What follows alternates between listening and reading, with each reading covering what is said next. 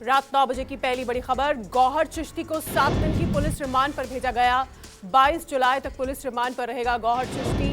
गौहर चिश्ती पर है भड़काऊ भाषण देने का आरोप। हैदराबाद से गौहर चिश्ती की गिरफ्तारी हुई। अजमेर में गौहर चिश्ती ने दिया था भड़काऊ भाषण। एनआईए की रेडार पर अजमेर दरगाह का खादिम गौहर चिश्ती ने बनाई थी सीआरपीएफ कैंप की वीडियो। गौहर की संदिग्ध तस्वीर सामने आई। 2.5 साल पहले सीआरपीएफ और सेना की जासूसी के मामले में चेतावनी देकर गौहर को छोड़ा गया था। अब उदयपुर हत्याकांड से भी जुड़ा गौहर का नाम। गौहर चिश्ती के उदयपुर कन्हैया हत्याकांड के कनेक्शन की जांच शुरू हो चुकी है। कहा जा रहा है कि कन्हैया की हत्या करने के बाद रियाज और गौस गौहर से ही मिलने जा रहे थे। गौहर के खिलाफ दरगाह थाने में भी मारपीट के मामले दर्ज हैं। सूत्रों के मुताबिक गौहर सिम बदल कर इस्तेमाल करता है। गौहर चिश्ती का पीएफआई से कनेक्शन की जांच होगी। नूपुर शर्मा का सर काटने की धमकी देने वाला अजमेर दरगाह का खादिम गौहर चिश्ती हैदराबाद से कल रात गिरफ्तार किया गया। गौहर के साथ हैदराबाद में उसे पनाह देने वाला मोहम्मद एहसान उल्लाह को भी गिरफ्तार किया गया। एहसान उल्लाह के पास ही नाम और भेस बदल कर रह रहा था गौहर चिश्ती।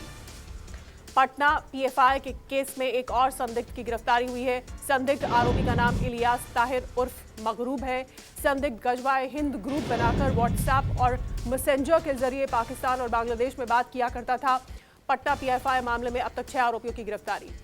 आतंकियों की निशानदेही पर पटना पुलिस ताबड़तोड़ छापेमारी कर रही है। पुलिस ने फुलवारी शरीफ से 5 और आरोपियों को गिरफ्तार किया है। पटना पुलिस के हत्थे चढ़े अतहर और जलालुद्दीन ने सन्न करने वाले खुलासे किए हैं।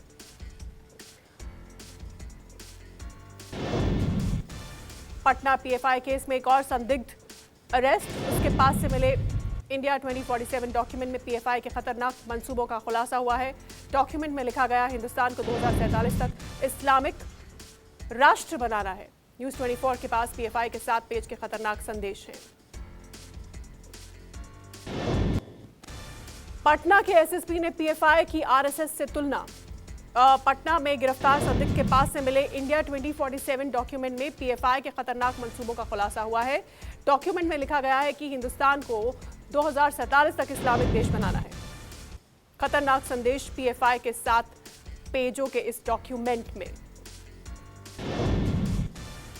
पटना के एसएसपी ने पीएफआई की आरएसएस से तुलना को लेकर सियासत तेज हुई। एसएसपी मानवजीत सिंह ढिल्लों से एडीजी ने जवाब मांगा है। बीजेपी ने एसएसपी को हटाने की मांग की। बीजेपी नेता रविशंकर प्रसाद ने कहा एसएसपी पटना की टिप्पणी गैर जिम्मेदाराना है, अशोभनीय है। गिरिराज सिंह ने ट्वीट किया आरएसएस मतलब राष्ट्र प्रेम, आरएसएस मतलब राष्ट्र कल्याण, आरएसएस मतलब देश सेवा। गिरिराज ने एसएसपी को निशाने पर लेते हुए कहा देश और दुनिया का हर समझदार व्यक्ति इस बात को जानता है, सिवाय कुछ एजेंडावादियों और तुष्टीकरण के पैरोकारों के।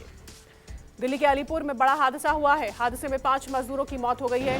दीवार गिरने से 20 से ज्यादा मजदूर मलबे में दब गए। 14 को निकाला गया। 5 की दर्दनाक मौत हो गई। घायलों का इलाज जारी है। हादसे पर सीएम केजरीवाल ने दुख जताया है। दिल्ली के अलीपुर हादसे पर पीएम मोदी ने दुख जताया है। पीएम मोदी ने ट्वीट किया मृतकों के परिजनों के प्रति संवेदनाएं व्यक्त की। फिलहाल राहत और बचाव कार्य चल रहा है। लखनऊ के लुलु मॉल नमाज प्रकरण के बाद सुंदरकांड पाठ का ऐलान करने वाले हिंदू महासभा के प्रवक्ता शिशिर चतुर्वेदी के घर पर पुलिस फोर्स तैनात की गई है। खुद एडिशनल कमिश्नर शिशिर चतुर्वेदी के घर पहुंचे। पुलिस अधिकारी लुलु मॉल के जीएम को लेकर पहुंचे। पुलिस और मॉल अधिकारियों की अपील के बाद शिशिर चतुर्वेदी ने सुंदरकांड का कार्यक्रम रद्द किया और आश्वासन दिया कि नमाजियों की जल्द गिरफ्तारी की जाएगी।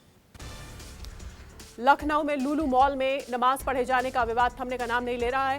अब इस मामले में लुलु मॉल प्रबंधन ने नमाजियों के खिलाफ एफआईआर दर्ज कराई है। लुलु मॉल की तहरीर पर सुशांत गोल्फ सिटी थाने में एफआईआर दर्ज की गई है। उत्तर प्रदेश में सार्वजनिक जगहों पर पूजा पाठ या नमाज अदा करने पर धारा 144 के तहत पाबंदी है। एनडीए की ओर से राष्ट्रपति पद की प्रत्याशी द्रौपदी मुर्मू आज भोपाल पहुंची, जहां उनका भव्य स्वागत किया गया।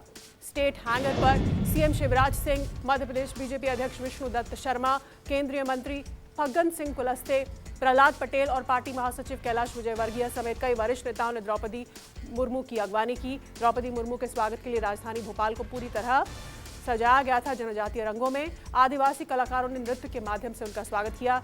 एनडीए की राष्ट्रपति पद की प्रत्याशी द्रौपदी मुर्मू ने सीएम निवास पर मुलाकात की और अपने लिए समर्थन मांगा।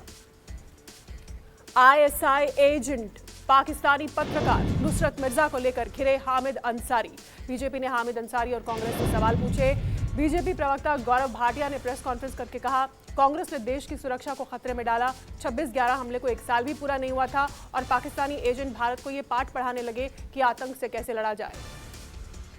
संसद में इस्तेमाल होने वाले असंसदीय शब्दों पर बैन लगने पर विपक्ष सरकार को घेर रहा है। इसी बीच संसद परिसर में धरने पर रोक लगाए जाने की बात सामने आई है। कांग्रेस नेता जयराम रमेश ने एक आदेश को ट्विटर पर शेयर किया, जिसमें कहा गया है कि अब संसद परिसर में कोई भी सदस्य धरना, हड़ताल और भूख हड़ताल नहीं कर सकेगा। जयराम रमेश ने कहा, विश्व गुरु की नई जय जयकार, धरना मना है। संसद परिसर में धरना प्रदर्शन को लेकर जारी निर्देशों को लेकर लोकसभा सचिवालय ने स्पष्टीकरण दिया। कहा, ये एक सामान्य और रूटीन प्रक्रिया है। ऐसे दिशा निर्देश हर सत्र से पहले जारी किए जाते हैं। सचिवालय की यह सफाई जयराम रमेश के ट्वीट के बाद आई है।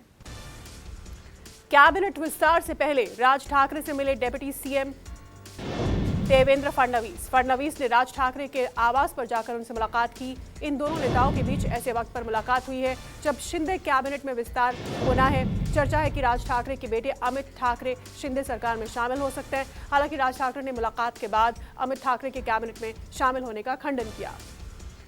आसमान से बरस रही आफत से कई राज्यों में हालात बिगड़े। महाराष्ट्र, गुजरात, मध्य प्रदेश, कर्नाटक के बाद राजस्थान में भी बारिश से हाहाकार है। गुजरात के कई इलाकों का हाल बेहाल है। जूनागढ़, गिर सोमनाथ, अमरेली और भावनगर के लिए भारी बारिश का रेड अलर्ट जारी किया गया है।